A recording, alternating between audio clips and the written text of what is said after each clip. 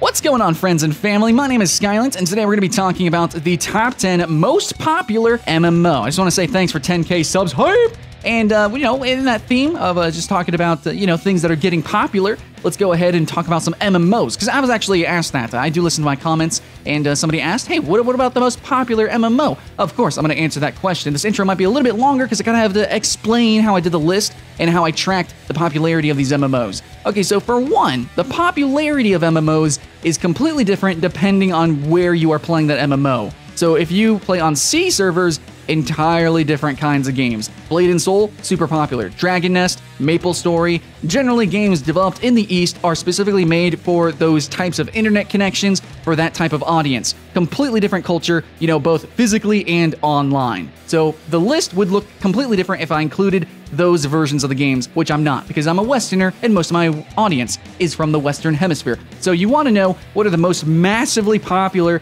massively multiplayer online games. It makes sense. I understand your feelings. I'm there with you. Well, I've played all these games, and I can tell you, if you're going into a game that you want to be extremely social and to have consistent updates, have a really big population, I honestly can suggest these games, but you can actually go and look at a lot of other lists. I even did a list last year, and you can see that there's a lot of dislikes. It's very polarizing. Some people think some MMOs are more popular than others, and really, honestly, it's kind of hard to say for sure because, again, these numbers aren't just completely public all the time for us to check.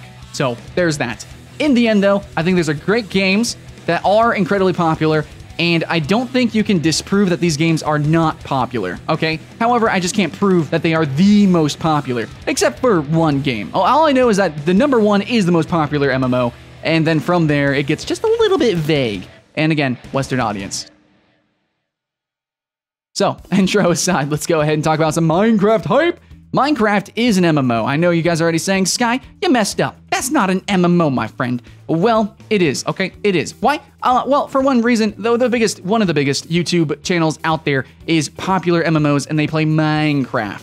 Yeah, they play Minecraft. Anyways, Minecraft as an online game is incredibly social, okay? You can jump from server to server, and I know there's no persistence in that, and even in individual servers, there's no persistence between the little different mini-games, but there is a huge social persistence, okay? And that's a big part of a massively multiplayer online game. And a lot of these servers, many really, really big ones that have thousands of players, hundreds of thousands of players throughout a month, they do have persistence with, actual additional character customization. You get, some cute little perks and things like that playing these mini games, and some really are like completely designed around being like an MMO. You actually have add-ons that turn the game into an MMORPG or an MMO FPS or something like that. Now, Minecraft, it's starting out the list because, yes, it's one of the most popular games in the world, universal, but its MMO portion, its online portion, is incredibly fragmented. So at that point, I say, I know it's popular, I know it's social, I know it's massive, but I'm going to put it at number 10 because of that. You understand?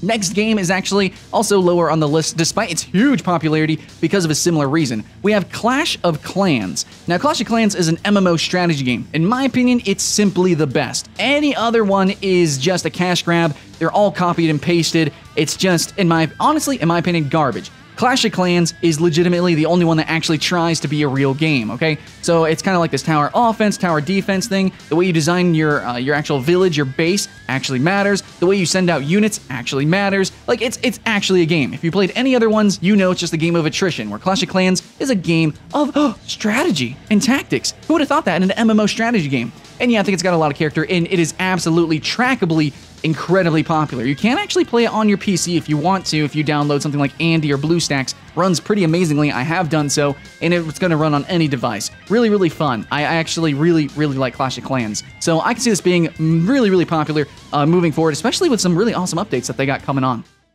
Next game is Elder Scrolls Online, yeah. So this one, I kind of really debated putting this on the list. I was gonna put maybe one of the Eastern games on here because MapleStory is actually still really popular in the West, but I really feel like I should put Elder Scrolls Online on here. But the reason I was about to not include it in here is because the player base is fragmented between the different consoles, okay? So you can play it on PC, you can play it on, your PS4, but you can't cross-platform, so that really sucks. But as a whole, it's pretty popular, I have to admit it. There's a lot of people that have been exposed to this game because it is still actually a boxed copy. People which pass it in Walmart or Target or whatever, GameStop, they see the game. It's constantly going on sale and is constantly getting updated. It's actually had this huge update. It's made it kind of revolutionary, honestly. Well, I mean, we've seen it in the base games, but finally, it's taken its MMO aspects, gotten rid of some of the more arcade aspects, and made it more similar to, like, you know, Skyrim, okay? It's given some of those real, refreshing mechanics and the reasons why we play, you know, Elder Scrolls games finally in the MMO. So you actually have, you know, neutral mobs that you can kill, you can get bounties, you can murder and pickpocket, you know, stuff like that finally added into the game. It finally feels like an Elder Scrolls Online game rather than an MMO skinned as such. So really awesome. Pick that up, try that out. Next up, we have EVE Online. Now, EVE Online has always been kind of like, not a hugely popular game, but for its niche, for its particular, you know, aspects and gameplay mechanics, there's really has nothing at all been in the realm, okay, nothing close. It's a very niche market, and EVE Online completely dominated it. But now that EVE Online has a free-to-play version, it's just like, it's exploded, dude. It's exploded. It went from hundreds of thousands of players, probably weekly, monthly. It's just, I don't even know. It's probably completely untrackable at this point. It's just huge, okay? But EVE Online is still at the same time, its mechanics, its gameplay is kind of niche. It's not going to be for everyone, but I think there really just is not a proper competitor. There just isn't. And so for that, EVE Online is probably going to go on for a really long time. I don't even know if games like Star Citizen is going to incorporate stuff that EVE Online has. And I mean, there's some other games that are kind of attempting in the vein, but really it's just kind of painted aesthetics. It's not going to really have the core number crunching mechanical component of EVE Online there. It's not going to have the economy aspect to the depth that EVE Online has. So now that it went free to play, absolutely, it's going to make it on this list. Next up, let's talk about Trove. Dude, Trove actually really surprised me. Unlike a lot of other Tryon games, Defiance kind of falling down a lot. Then we also have ArcheAge, which is actually really, really popular. I almost put it on this list as well, but Trove is seriously just completely trumped all of those. It's incredibly popular, and one thing that makes it so popular is that it's a casual MMO that kind of has a little bit of like mechanical intensivity. So the fact that it's such an action-based game, it's fast, it's furious, and like, it's just super good and fun and cute and everything, and I think it does kind of a really good job at allowing lots of different kinds of players to play together, especially since there's so many different kinds of classes. It's pretty cool. I think there is something for every player here, and overall, it's just super easy to get into, and I will say it's a casual MMO, okay? It's a simple grinding, jumping in, jumping out, but at the same time, it's worth doing that for quite a while, over and over, especially with all the consistent updates.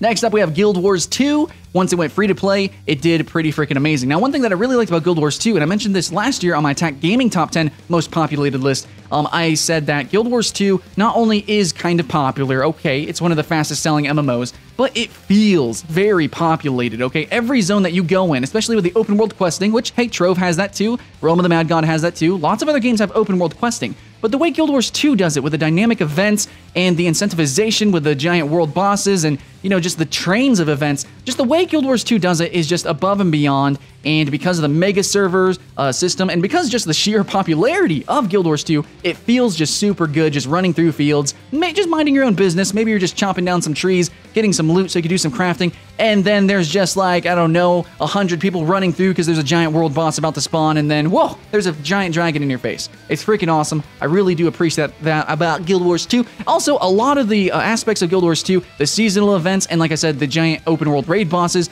really depend on that popularity, you know, the social aspect. And so it's just, it all works together. It all works together. Very, very fun. Next, we have the free-to-play MMORPG, and that's RuneScape. Right, RuneScape has to be on this list. Now, there is a problem with RuneScape, kind of, is that there is a sort of a schism between some different communities of RuneScape. Some people like the more classic RuneScape, some people like the newer RuneScape, and even in between that, people don't like certain changes, and a lot of people are jumping back on, jumping off. And all in all, I think we still don't really know where RuneScape is going in the future. They could add an update that seemed really, really cool, change the graphics and everything, and then everyone just is like, nah, I'll just go play the classic RuneScape, and that actually kind of happened. So, in the end, I think RuneScape right now is super popular. It's very nostalgic, but at the same time, honestly, guys, no other MMO out there, or many other games, period, RPGs, just don't have the charm and the character and the quests and in the world building of RuneScape. RuneScape, at the same time, while it's actually really good with the storytelling, it still doesn't take itself too seriously, okay? Like, yeah, there is some, heavy, I guess, implied lore to the game, but in the end, it's charming, okay? It's kind of childlike. and it's kind of silly and comical. If you jump in with that mindset, you can kind of get past some of the graphics, you can find that the game is actually really deep, and there is a lot to do in the game, and that's why people keep coming back, because so far, there's just been nothing as charming as RuneScape. Next, we have Final Fantasy XIV. And I think this is actually incredibly debatable if this is actually more popular than the other two in ways, kind of. If we take the whole globe, okay, it's definitely more popular in the East, I believe, but it's still pretty freaking popular here in the West. One thing that really helps that is that it's completely playable and very, very enjoyable on PS4. Okay, so you can actually play it on your console, but it's also cross-platform. So Elder Scrolls Online might have been a little bit higher up if it was, but it's not. Final Fantasy XIV is cross-platform and completely playable in doing so. So yeah, there's that. It also looks gorgeous. All in all, I think it's great. I think it's a very good contender with World of Warcraft. It definitely trades some aspects to it, like it's a little bit slower paced, a little bit more tactical. It's kind of a little bit more immersive in its story. It's definitely a more story-driven game, which, you know, it puts the RPG and MMORPG absolutely. But all in all, like, its slow pace is also kind of a detriment, which is actually going to be changed with its newest expansion coming out. They're going to revamp the combat system and a couple of classes, so I'm pretty hyped for that. I'm definitely going to jump in and do a Let's Play series then.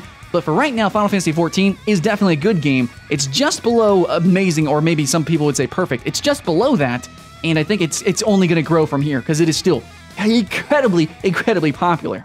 But next up, we got to talk about World of Warcraft. You knew it was going to be on this list. You knew it was going to be incredibly high on the list. But yeah, World of Warcraft is super popular. Honestly, I think I was looking at some numbers, and I saw that Final Fantasy XIV was right there, teetering right on World of Warcraft numbers. But with the Legion expansion being kind of amazing, we can kind of see why people are jumping back in and now finally staying in. The numbers maybe are even growing a little bit in ways. Again, you know, super vague, nobody's really releasing numbers, but World of Warcraft is definitely on the tip of everybody's tongue, okay? They want to say, whoa, is the expansion good? You know, they're constantly in the forums asking, you know, is it good? Is this next update good? You know, is the next raid boss good? What's going on? Because everybody just wants to keep jumping back on. All these new players are finally catching wind of World of Warcraft once again.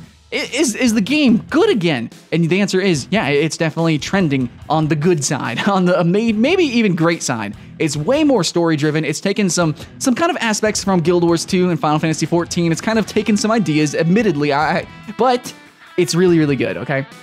They needed to do that. They needed to kind of refresh the game, and that's what they did. At the same time, there is sort of a schism with the fact that some people want to kind of play the vanilla version, and there might be some changes with that with some different kind of servers in the future, but it seems like World of Warcraft is no longer afraid of experimenting, okay? They know they're no longer the same kind of game, and if they want to keep adding new players, they're going to have to completely evolve, because it has been quite a while. The vanilla days of World of Warcraft and other similar games back in the day, like EverQuest, that's all gone, okay? It's time to usher in a new World of Warcraft, and that's what's happening, I think, with Legion. It's the beginning of something new. Alright guys, the #1 most popular MMO, and I'm kind of sad saying this, is Pokemon Go, okay?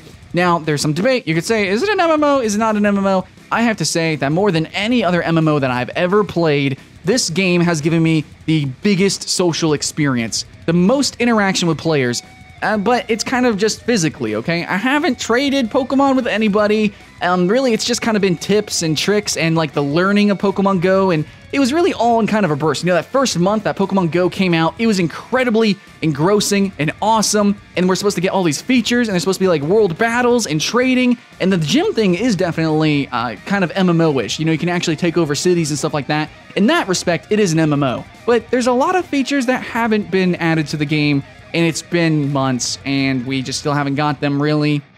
We need more Pokemon, we need battles, we just need so much more. I don't want this to be a gimmick MMO. I want this to be a thing. So please, Pokemon Go, give me a reason to put you on this list next year again. Anyways, guys, that's the end of the list. Those are the most popular games in the West now, and you can actually see that their aesthetic and design is very Western. The only other game is Final Fantasy XIV, and even then, it's actually way more popular in the East. Again, though, these games could probably switch numbers. These games, they're kind of debatable if you would even call them MMOs. I understand that. But in the end, I looked at a lot of these other lists.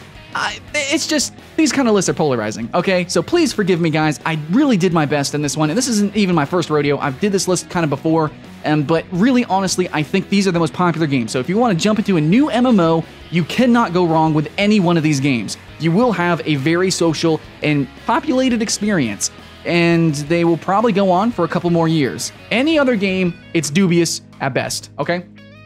So I think these games I think they're good too. I honestly, I played them all. I think they're decent. I think they're good. So hopefully you do have a good time, guys. I really hope you guys have fun. That's why I do these kind of videos. Now remember, guys, my name is Skylance. Please come back like that like button and yeah, and subscribe and stuff. And I will see you in the next one.